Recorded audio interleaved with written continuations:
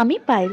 আজকে আমি তোমাদের সাথে কোনো কেকের ভিডিও শেয়ার করব না। আজকে আমি তোমাদের সাথে শেয়ার করব আমার একটা স্পেশাল দিনের ছোট্ট একটা ভিডিও। এগুলো দেখে মনে হচ্ছিল যেন আমার জন্যই ফুটেছে। আর একটা বেগুন গাছে দেখলাম একটা ছোট্ট বেগুনও হয়েছে।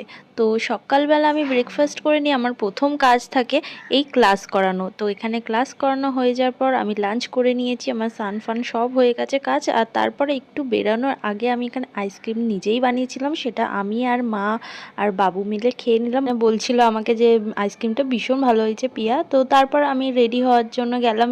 আর সেই দিন ছিল প্রচণ্ড গরম, তাই আগে সানস্ক্রিন তো মাস্ট, একদম প্রোটেকশন আগে দরকার। তারপর ভাবলাম এই চুড়িদারটা আমি পরি, এটা খুব কমফোর্টেবল এই গরমে।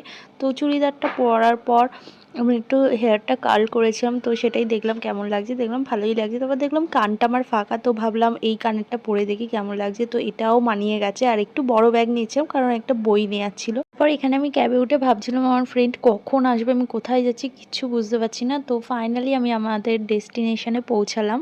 তো এখানে গিয়ে আমরা প্রচুর খাওয়া দাওয়া করেছি, অনেক মজা করেছি, আর পুরোটাই সেলিব্রেট করেছে আমার ফ্রেন্ড। তো লাইফে এরকম বন্ধু থাকা অনেক ভাগ্যের ব্যাপার। So thank you so much এই দিনটা আমাকে এত স্পেশাল ফিল করার জন্য।